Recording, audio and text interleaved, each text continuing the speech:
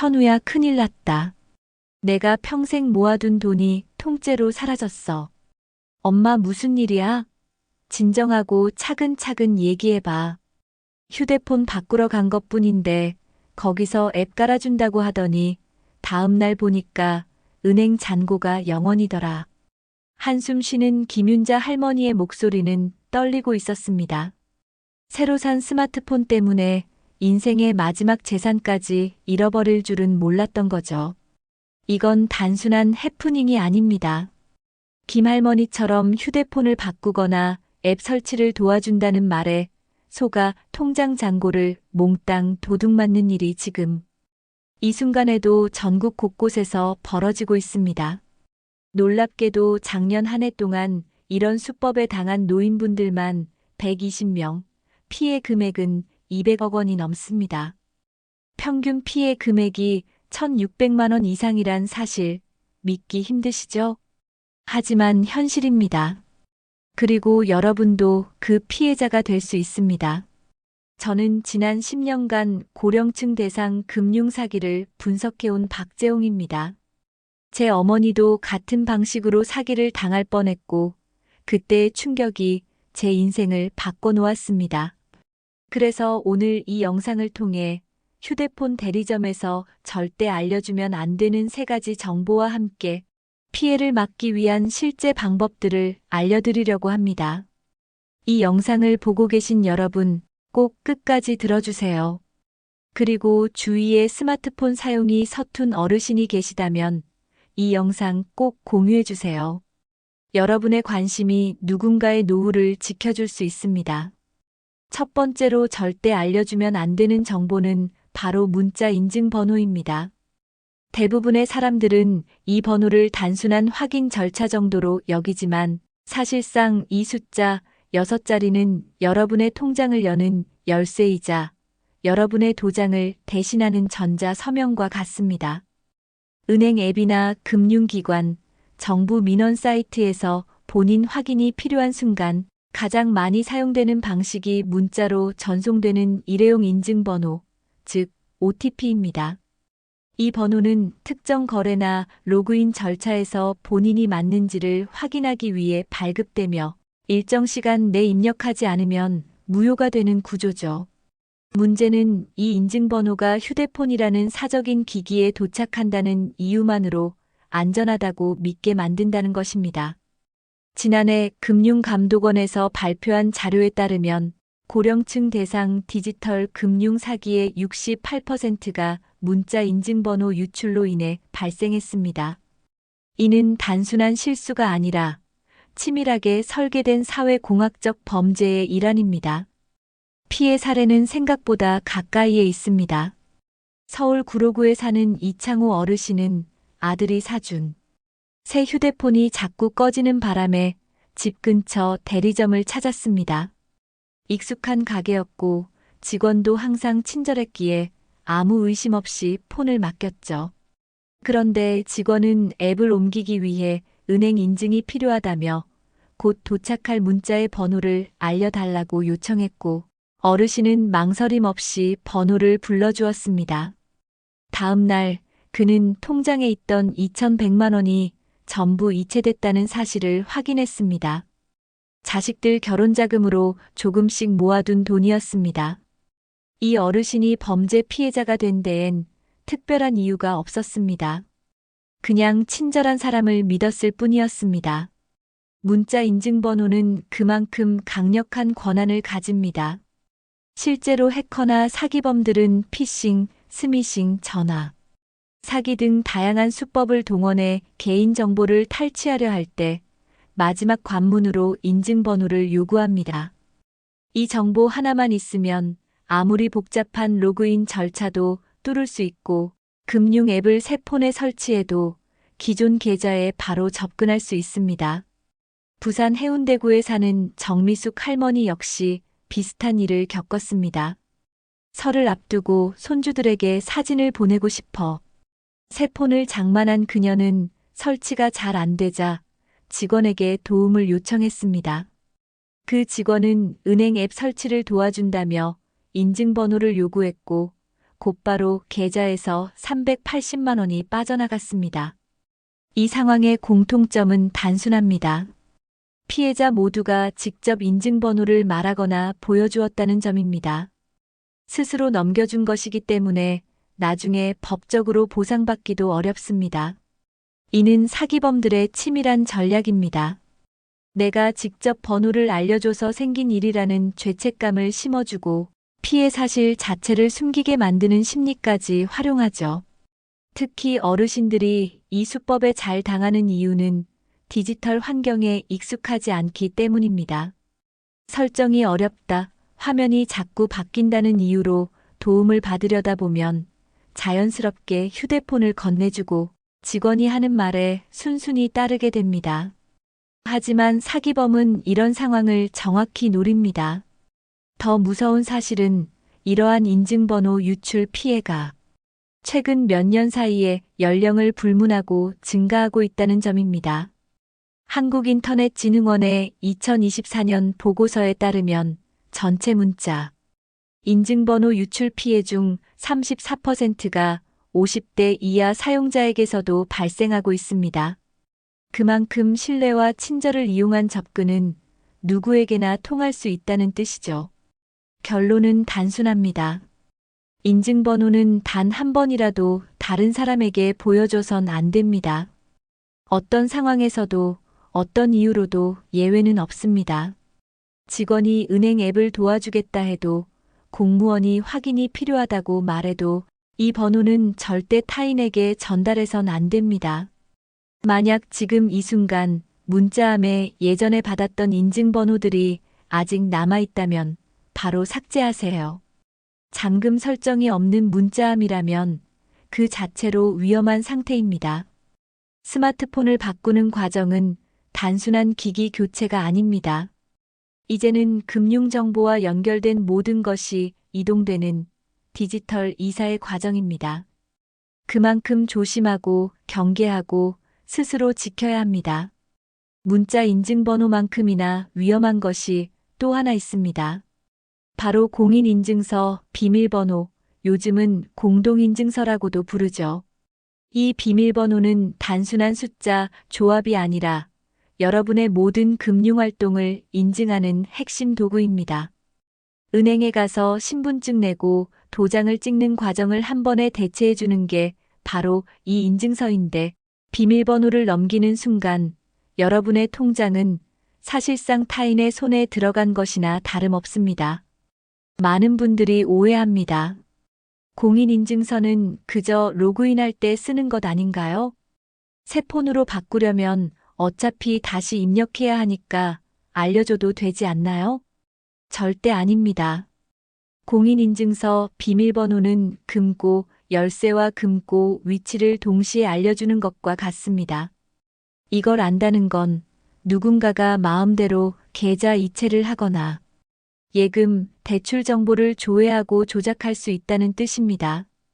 2023년 한국정보보호진흥원 KISA 발표한 자료에 따르면 공인인증서 관련 정보 유출로 인한 피해 신고는 연간 2,800건 이상 접수되었고 그중 71%가 비밀번호를 타인에게 직접 알려주며 발생한 것이었습니다. 즉, 해킹보다 무서운 것은 순순히 넘겨준 내 정보인 셈입니다. 인천 서구에 사는 최강수 어르신은 새 휴대폰으로 바꾸고 나서 문제가 생겼다고 했습니다. 은행 앱이 실행되지 않아 다시 대리점을 찾았고 직원이 공인인증서 재설치를 도와드릴게요라며 폰을 들고 나갔습니다.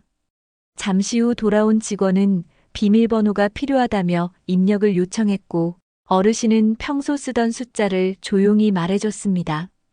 그날 저녁 최 어르신은 모임 회비를 보내기 위해 은행 앱을 열었고 잔고를 보고 말문이 막혔습니다. 1,850만 원. 전액 인출된 상태였습니다. 출금은 본인이 자주 거래하던 은행 앱을 통해 이뤄졌기에 금융기관도 처음엔 고객 본인이 직접 한 거래로 판단했습니다. 결국 경찰 수사 후에야 외부 접속이 확인됐고 피해 보상의 일부만 받을 수 있었습니다. 하지만 그는 말합니다. 그날 내가 비밀번호만 말하지 않았더라면 모든 게 달라졌을 텐데. 공인인증서 비밀번호는 단순한 설정 숫자가 아니라 전자금융법상 전자서명 수단으로 간주되는 고급 보안 요소입니다. 즉, 그걸 알려주는 건 서류에 서명한 것과 마찬가지입니다. 그래서 사기범들은 단순히 앱 설치를 도와준다며 인증서를 새로 설치하는 척 접근합니다. 그 순간 비밀번호를 물어보고 계좌를 통째로 연결하는 수법이죠. 그럼 이런 상황에서 어떻게 대응해야 할까요? 첫째, 공인인증서 설치는 반드시 본인이 직접 해야 합니다. 절대 타인에게 휴대폰을 통째로 맡기지 말고 직원이 설치를 도와준다고 해도 옆에서 직접 화면을 보며 진행해야 합니다. 둘째, 비밀번호를 절대 말로 알려주지 마세요. 누군가가 대신 입력해드릴 게요라며 번호를 요구하면 단호하게 거절해야 합니다. 아들한테 물어보고 하겠습니다. 비밀번호는 제가 입력하겠습니다. 이 두 마디면 충분합니다. 셋째, 이중 보안을 활성화하세요. 요즘은 공동인증서 외에도 지문인증, 생체인증, 2단계 인증이 가능합니다. 이런 보안 수단을 추가하면 설령 비밀번호가 유출되더라도 피해를 줄일 수 있습니다. 광주 북구에 사는 김영자 할머니는 다행히 피해를 막은 경우입니다. 폰을 바꾸러 갔을 때 직원이 인증서도 옮겨드릴게요. 비밀번호만 알려주세요라고 말했지만 할머니는 전날 TV에서 본 이야기를 떠올렸습니다. 그건 아들한테 물어보고 올게요. 그 한마디 덕분에 할머니는 수년간 모은 의료비를 지킬 수 있었습니다. 중요한 건 디지털 기기 사용에 서툴다는 이유로 타인에게 판단권을 넘기지 않는 겁니다. 어르신, 이것만 알려주시면 금방 됩니다라는 말 뒤에는 종종 비양심적인 의도가 숨어 있습니다. 우리는 너무 쉽게 신뢰합니다. 친절한 말투와 단정한 복장, 익숙한 환경만으로 경계를 풀고 맙니다. 하지만 범죄자는 늘 그 지점을 노립니다.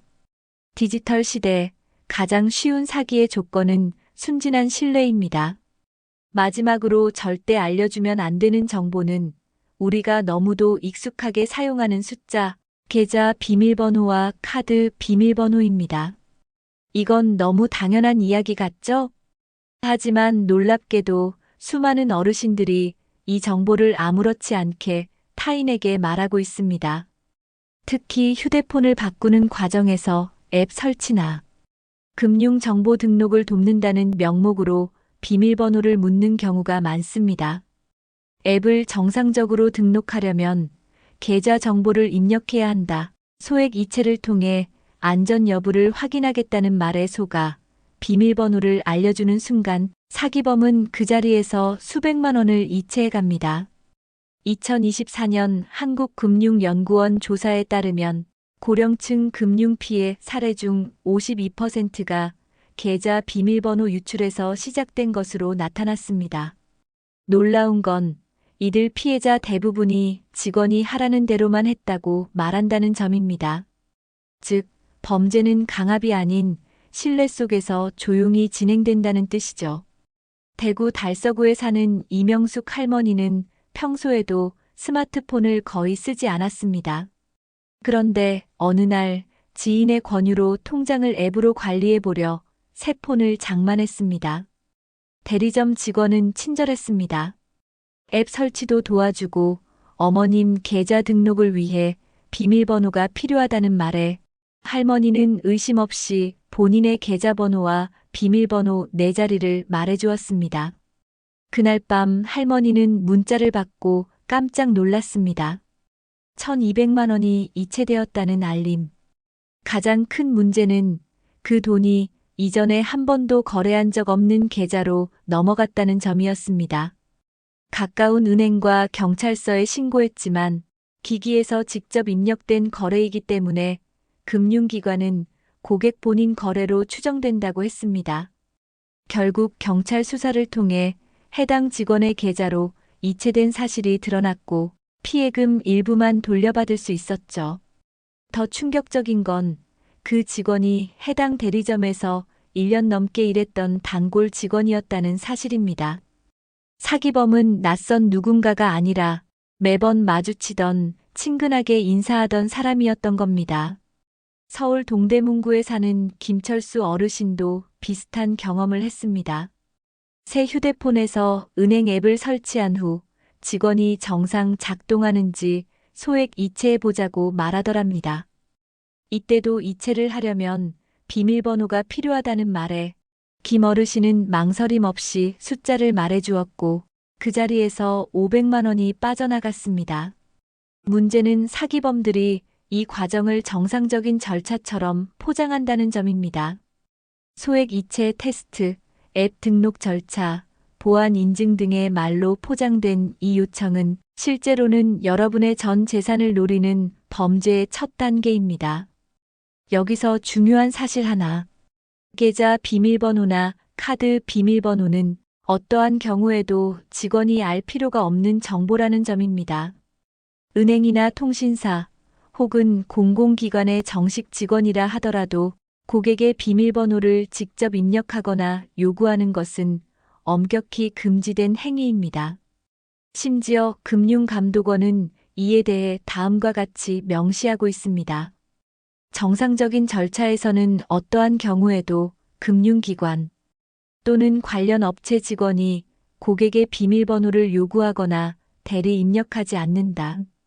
그런데 왜 어르신들은 이 숫자를 쉽게 말할까요? 이유는 간단합니다. 도움을 받는 입장이기에 미안함과 신뢰가 결합되어 괜찮겠지라는 생각이 드는 겁니다. 하지만 그 작은 방심이 평생 모은 돈을 날리는 결과로 이어질 수 있습니다. 이제 우리는 반드시 기억해야 합니다. 휴대폰 대리점에서 직원이 앱 확인을 위해 잠깐만 비밀번호 알려주세요라고 말하면 그건 경고 신호입니다. 정말로 정직한 직원이라면 이건 고객님이 직접 입력하셔야 합니다라고 말할 겁니다.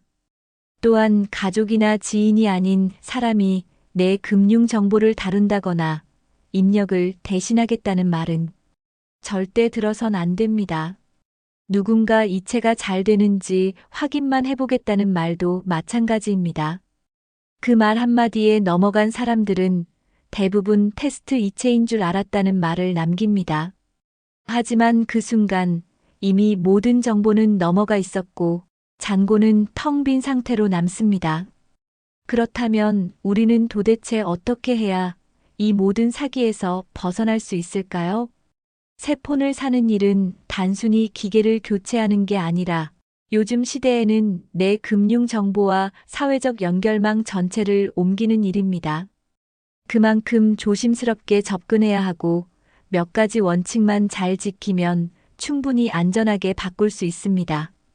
제가 실제 피해자들과 상담하며 또 수십 건의 사례를 분석하며 확인한 휴대폰을 안전하게 바꾸는 3가지 방법을 지금부터 차례대로 알려드리겠습니다. 첫째, 중요한 앱은 대리점 가기 전에 미리 로그아웃 해두세요. 스마트폰에는 은행 앱, 카드사 앱, 보험, 공공기관 앱 등 수많은 금융 정보가 담겨 있습니다. 이 중 상당수는 앱만 열면 바로 접속이 가능하도록 자동 로그인 상태로 설정되어 있는 경우가 많습니다. 이 상태에서 폰을 대리점에 맡기면 직원이 앱을 열어보거나 조작할 수 있는 가능성이 생깁니다.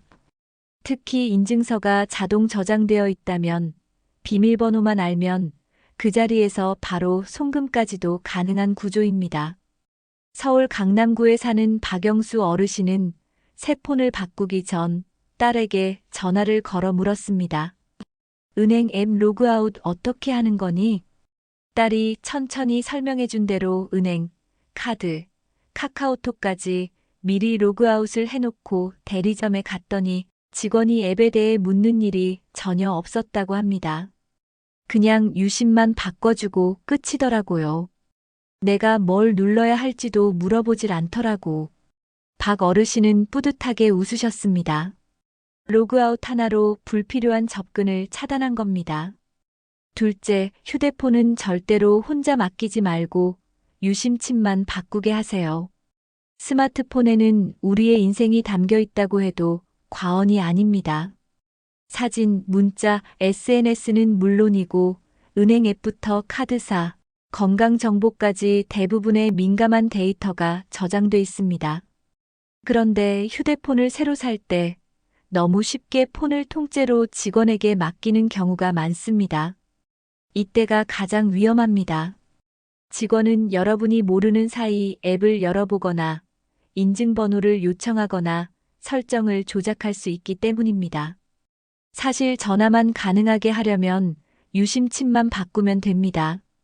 유심은 전화번호와 통신사 정보가 담긴 아주 작은 칩으로 기존 폰에서 꺼내 새 폰에 끼우기만 하면 통화와 문자 기능은 바로 사용할 수 있습니다.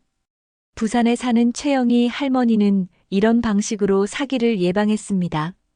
대리점에서 폰 좀 주세요라고 하자 아니요, 유심만 꺼내서 제 앞에서 바꿔주세요라고 단호하게 말했습니다. 직원은 살짝 당황했지만 결국 그녀가 보는 앞에서 유심만 교체해 주었습니다. 그 뒤엔 그 어떤 민감 정보도 요구하지 않았죠. 그녀는 말합니다. 내가 굳이 폰을 맡기지 않으니까 뭘 요구할 틈도 없더라고요. 셋째, 앱 설치와 기타 설정은 집에서 가족과 함께 천천히 하세요. 대리점에서는 많은 정보를 한꺼번에 요구합니다. 카카오톡 옮겨드릴게요. 은행 앱 설치해드릴게요. 이메일 설정해드릴까요? 하지만 그 친절함 뒤에 무엇이 있는지는 아무도 모릅니다.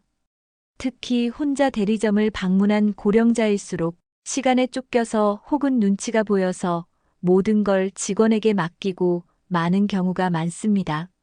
하지만 중요한 앱은 집에서 천천히, 가급적이면 믿을 수 있는 가족과 함께 설정하시는 게 가장 안전합니다. 대전에 사는 김동철 어르신은 손자의 도움을 받아 새 폰을 세팅했습니다. 대리점에서는 유심만 받고 왔고 집에 와서 손자에게 앱 설치와 인증서 이전, 자동 로그인 설정 등을 부탁했습니다. 김 어르신은 요즘 젊은 사람은 이런 거 워낙 잘 아니까 오히려 나보다 더 빨리 잘 해주더라며 웃으셨습니다. 무엇보다 중요한 건 천천히, 신중하게, 안전하게입니다. 정보를 지키는데 조급함은 독입니다. 내가 이해하지 못한 상황에서는 결정을 유보하세요. 집에 가서 아들한테 물어보고 다시 오겠습니다. 이 말 한마디가 사기를 막아줍니다. 지금까지 들려드린 이야기 어떻게 들으셨나요?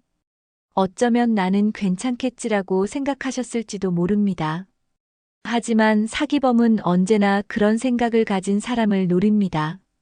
믿고 맡기고 의심하지 않는 그 순간, 우리가 평생 지켜온 돈과 명예는 순식간에 사라질 수 있습니다. 사기는 생각보다 가까이 있고 가장 익숙한 사람, 가장 익숙한 장소에서 벌어집니다. 그들은 언제나 도와드릴게요라는 친절한 말투로 다가오고 우리의 정보 하나하나를 빼내가기 위해 정교한 연기를 준비합니다. 하지만 우리가 방심하지 않고 작은 원칙을 지키기만 해도 이 사기들은 대부분 막을 수 있습니다. 오늘 알려드린 세 가지 정보, 문자 인증번호, 공인인증서, 비밀번호, 계좌카드 비밀번호, 이것들만 절대 알려주지 않는다는 원칙을 지킨다면 여러분의 재산은 여러분 손안에 그대로 남아있을 겁니다. 그리고 스마트폰을 바꿀 때 기억해야 할 또 세 가지, 미리 로그아웃, 유심만 교체, 설정은 집에서. 이 세 가지만 실천해도 불필요한 위험은 모두 피할 수 있습니다. 혹시라도 지금 이 순간 이미 피해를 본 것 같다는 생각이 드신다면 절대 혼자 고민하지 마세요. 신속하게 움직이는 것이 그나마 피해를 줄일 수 있는 길입니다. 1은행에 바로 연락하세요. 돈이 빠져나간 계좌가 있는 은행에 전화를 걸어 즉시 계좌 동결을 요청하세요. 많은 은행이 24시간 고객센터를 운영하고 있으니 늦은 시간이라도 망설이지 마세요. 이 경찰에 신고하세요. 가까운 경찰서나 112에 신고하면 사이버 수사팀이 접수를 도와줍니다. 범행 수법, 피해 금액, 대리점 위치 등을 기억해 두면 수사에 큰 도움이 됩니다. 3통신사 고객센터에 신고하세요. 피해가 발생한 대리점이 어느 통신사 소속인지 확인하고 해당 통신사 고객센터에 정식으로 민원을 접수하세요. 내부 감사를 통해 추가 피해자 확인과 가해자 처벌이 가능해집니다. 4금융감독원 1332에 민원 제기, 금융 분쟁에 대한 조정을 받을 수 있습니다. 일부 피해는 보상 또는 조정 대상이 될 수 있습니다. 이 모든 절차에서 가장 중요한 건 피해를 숨기지 않는 것입니다. 내가 왜 그랬을까 창피해서 말 못하겠다는 생각이 더 많은 피해로 이어지게 만듭니다. 혹시 지금 이 영상을 보고 계신 분 중 부모님이나 조부모님이 스마트폰 사용이 어려우시다면 이 영상의 내용을 함께 나눠주세요. 여러분의 관심이 누군가의 전 재산을 지켜주는 큰 힘이 될 수 있습니다. 그리고 부디 기억해 주세요. 사기는 기술이 아니라 심리에서 시작됩니다. 마지막으로 영상을 보며 느꼈던 감정을 댓글에 적어주세요. 좋은 영상으로 보답하겠습니다. 영상이 하루의 보탬이 되셨다면 구독과 좋아요 부탁드려요. 작은 관심이 다음 영상을 만드는데 큰 힘이 됩니다. 여러분의 앞날에 행복만 가득하길 바라겠습니다.